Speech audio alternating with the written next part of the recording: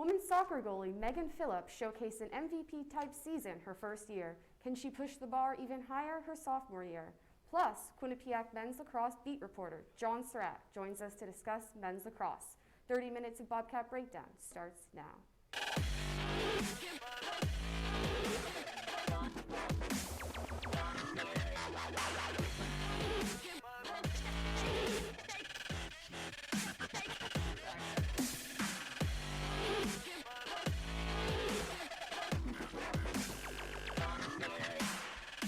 Welcome to Studio 125. I am your host, Hannah Smith, and alongside me I have two bickering friends, Shannen Tierney and Roberto Casillas, who are eager to debate on tonight's show. Isn't that right, guys? I wouldn't say friends. We're not going to be friends for at least the next half hour, but... It's probably going to last longer than that. We're frenemies. We fight all the time.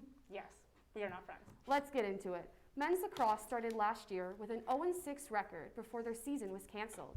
With many new faces added to the team, do you think the youth brings an advantage or disadvantage? Roberto, you start. I think the youth is a disadvantage, and here's why. We got to see a little bit of this team before COVID canceled their season, and they went 0-6, and only once did they score in the double digits during those 6 games. So it wasn't that really an impressive start. If we go back to last year when they played in the MAC championship game, they, in the run in the playoffs, 2 games, they scored 34 goals. 24 of those goals came from players that are no longer here. They lost the majority of the big players that made them a formidable team in the MAC. Foster Cuomo, Mike Fletcher, Tyler McKay, they're just not here anymore.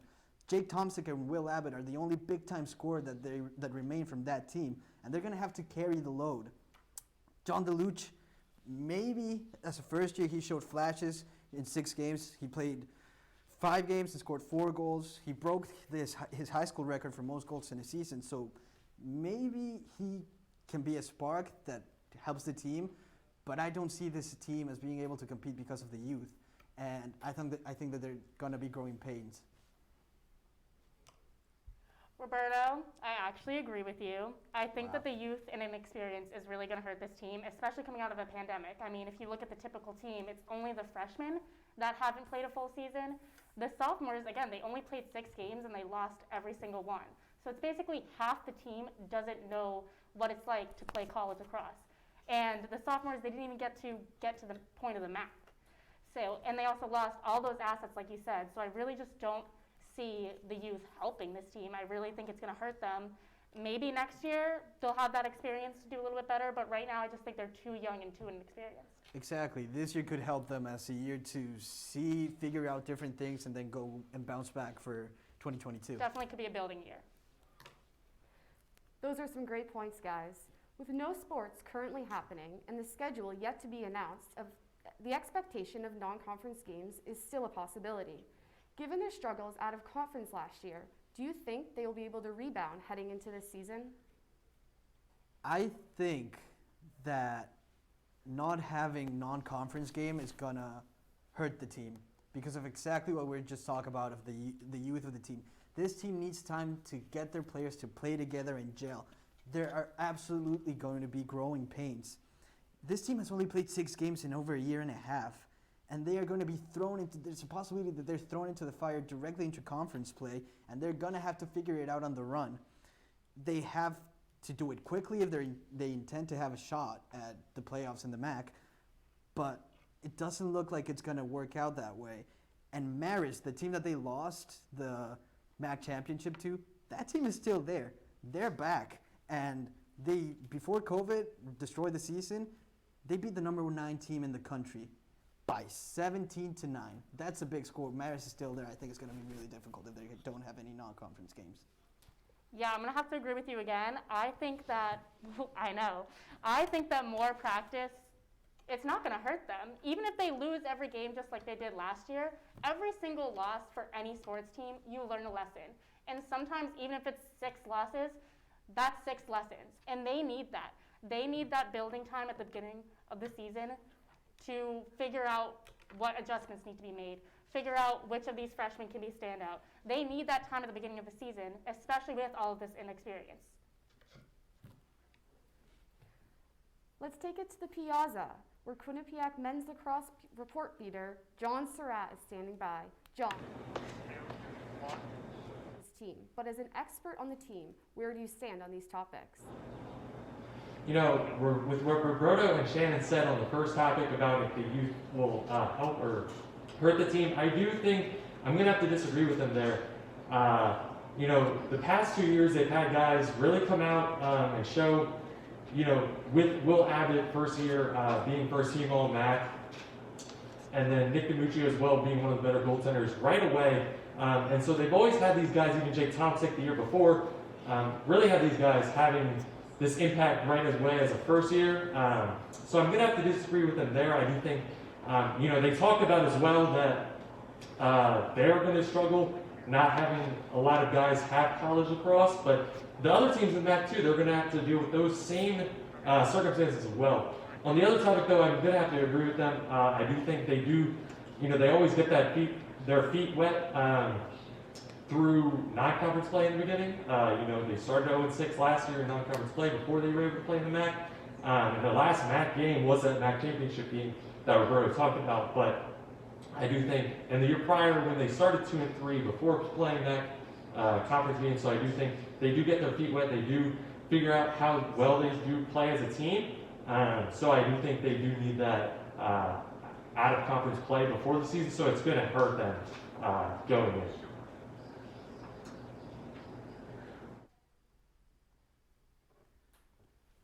John, I know you're the expert on this topic, so why don't you tell me, what does the men's lacrosse team need to do in order to have another deep MAC championship run? You know, really high-powered offense, but they just can't stop anyone. The past 2 years, even though they did start 0-6, they allowed 49 goals or shots on net throughout those 6 games, and they only averaged 40. For their team in the year prior. They allowed 43 with their 40 as well. So they do need to stop. Even Nick DiMuccio is a great goaltender, but they do need that defense in front of him to really set the pace that Nick, you know, he had one of the highest saves leads in the country last year with 21 before the season ended. So he needs that defense to really capitalize in front of him. And so if they are able to get that defense in front of him, they can score. They got Tomczyk, Abbott, Tellers, DeLuch. They got it all, but they really need the defense going into this year to really win the MAC.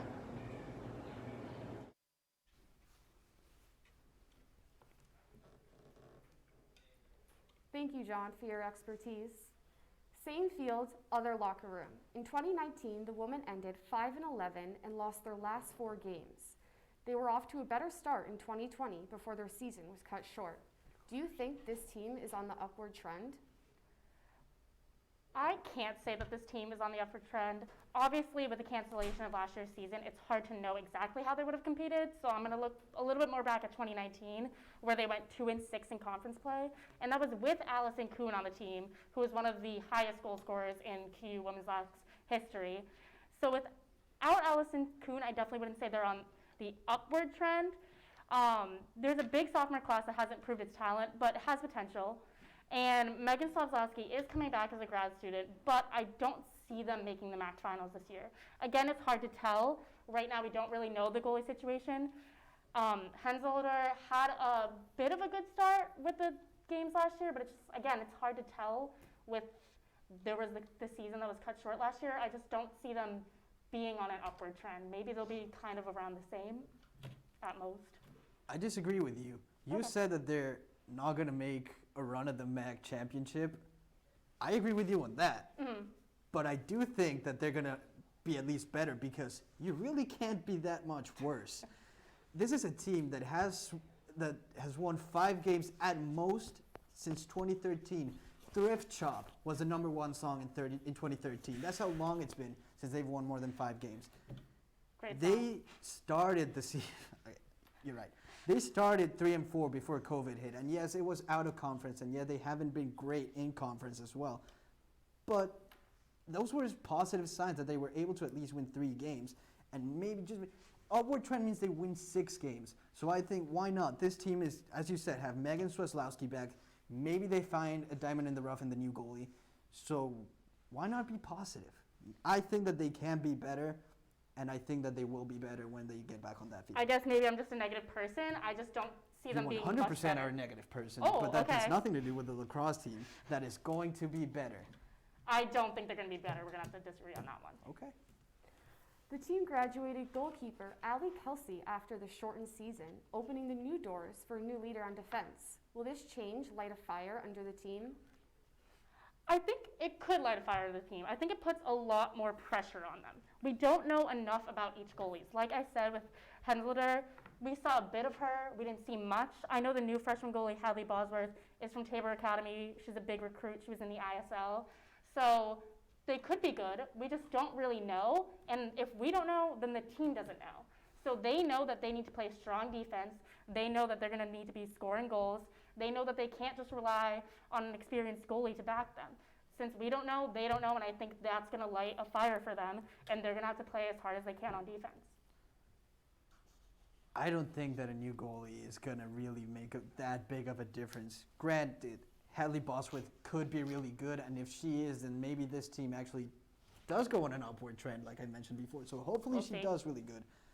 However, lacrosse is about scoring goals more than not allowing the other team to score, because they're going to still, even if Hadley Bosworth has a great season, they're still going to allow plenty of goals. So the key is going to be for them to find someone that can score for them, and it has to be more than, like we said, Megan Strzeslowski.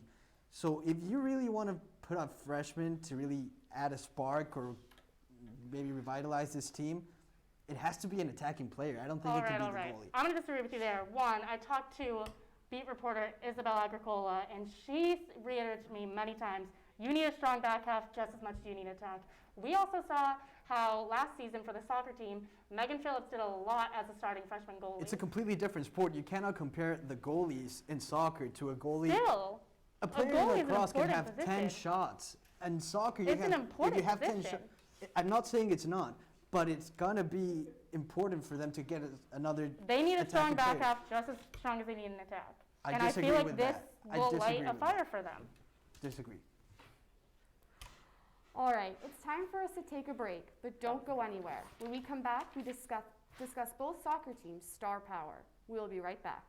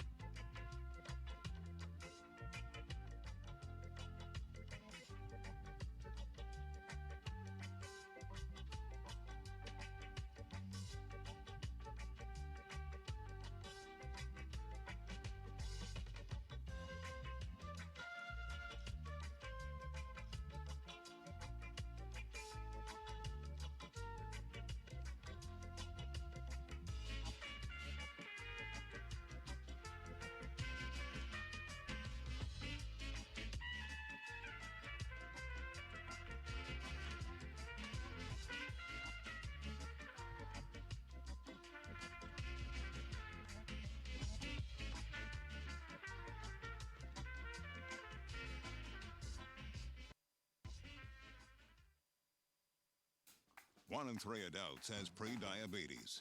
1 in 3. That means it could be you, your favorite brother, your other brother, you, your football buddy, your football buddy, you, the boss's boss. If 1 in 3 adults has pre-diabetes, that means it could be you, your barber, your barber's barber. Nice work. Thanks. You, your plumber, Breathe right into your foot. your plumber's masseuse. Yes. You, your dog walker, On your left. your cat jogger. Or you, your co-pilot, your co-pilot's co-pilot. While 1 in 3 adults has prediabetes, with early diagnosis, prediabetes can be reversed. Take the risk test at doihaveprediabetes.org to know where you stand. Welcome back to Bobcat Breakdown. For the first time this year, we break out the whiteboards to compare answers about men and women's soccer. We will start with the women who ended last season with a 10-8-1 record. Starting with Roberto, will this team make, miss, or win the playoffs? Well, let me write them down. I think that, yes, they will make the playoffs. And, spelling bee.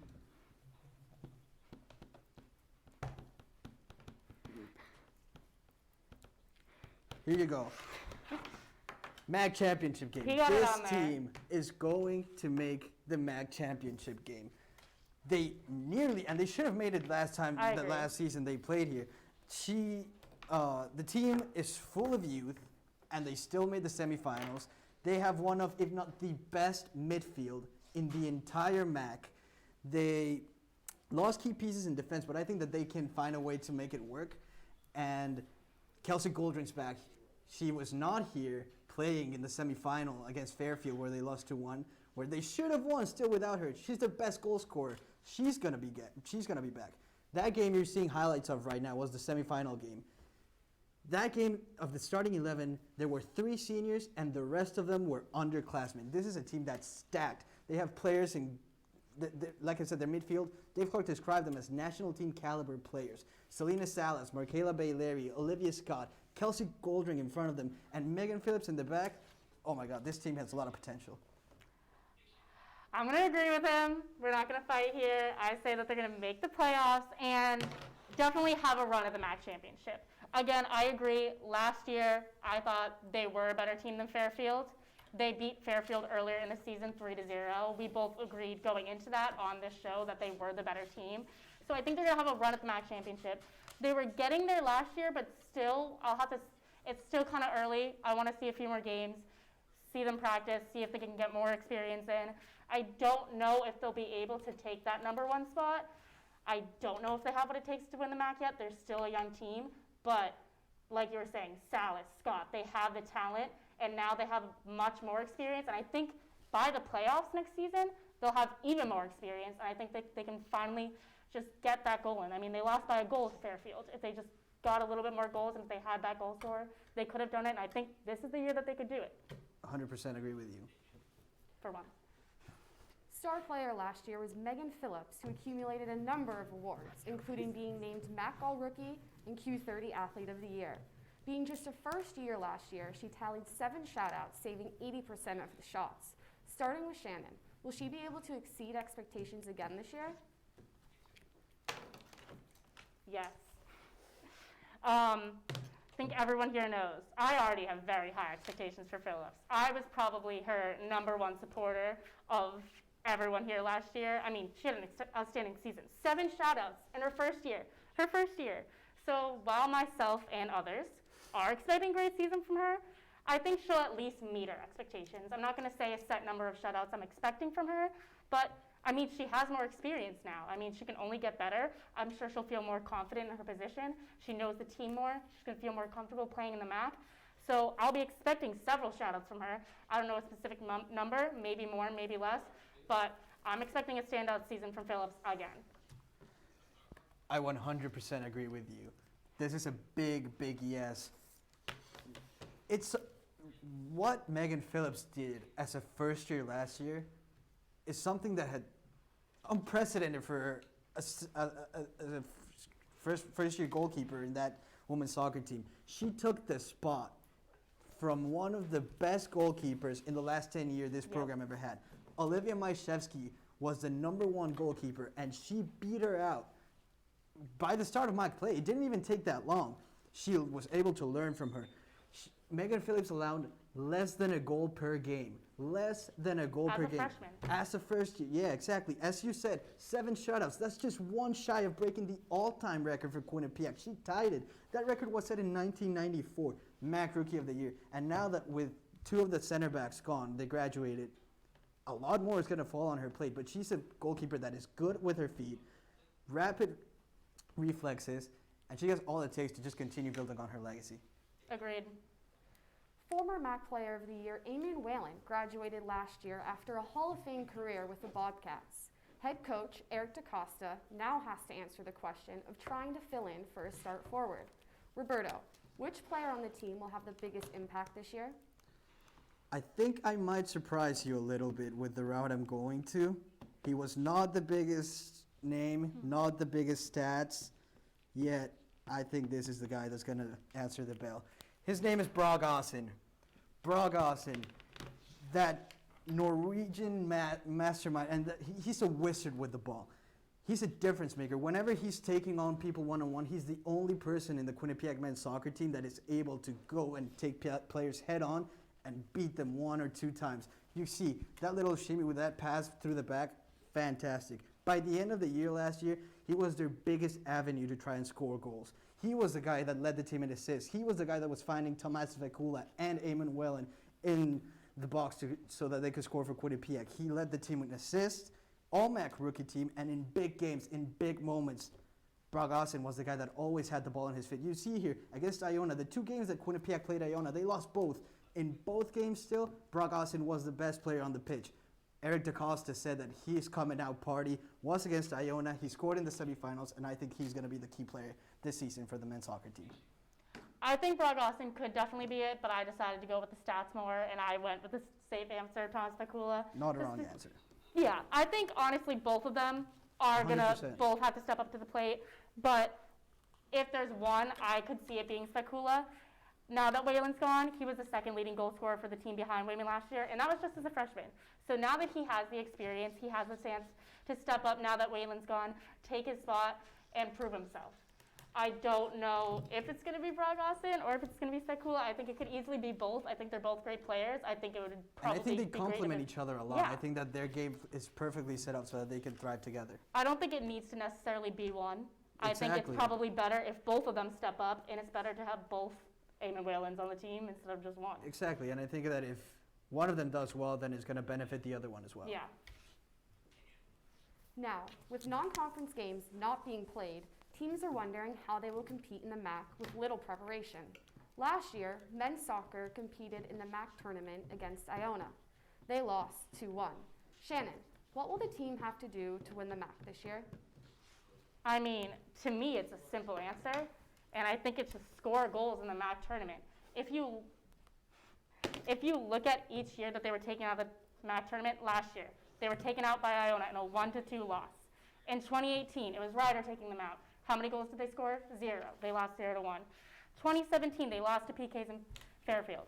Why did they have to go to PKs? Because they didn't score once. It was 0-0 when they went to PKs. They need to be able to find the back of the net in these high-stakes situations, or they're not going to be winning the MAC anytime soon. To win, you have to score a goal. And if they can't do that at the highest of stakes in the MAC tournament, how are you going to win a MAC championship? I like the way you're going. I think it's Paulo Suarez. Getting Paulo Suarez back. He's a forgotten man, yet he, as a first year, was an all-MAC rookie team. He is a guy that can give you flair, intelligence, technique in the number 10 spot, like Selena Salas in the women's soccer team. And I think that he is going to be able to produce creativity that none other player in this team has. And he's going to be able to produce those goals in the MAC tournaments or in the MAC playoffs. Romain Danelou's gone. I think Paulo Suarez is better. And I think that he can produce those chances in tight games in the playoffs. They can produce those goals, they got it. It's time to take a quick break, but don't go anywhere. When we come back, we discuss QBSN's Game of the Week, and then final words are up. We'll be right back.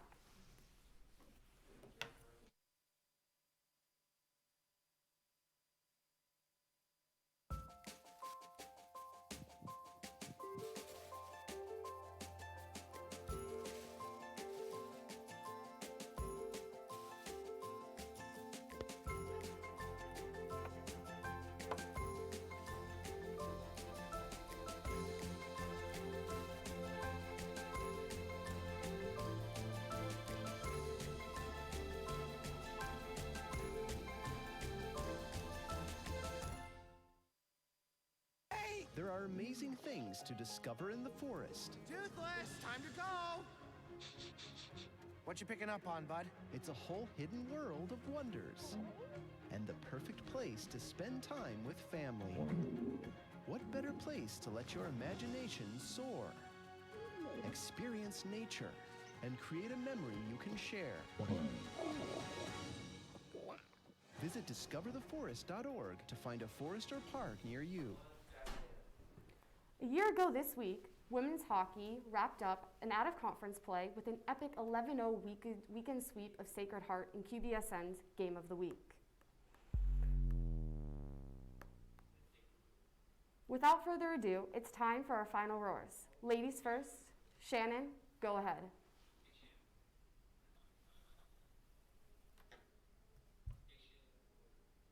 This weekend, the Patriots suffered a tough loss to the 49ers in one of the ugliest games I've ever seen from them.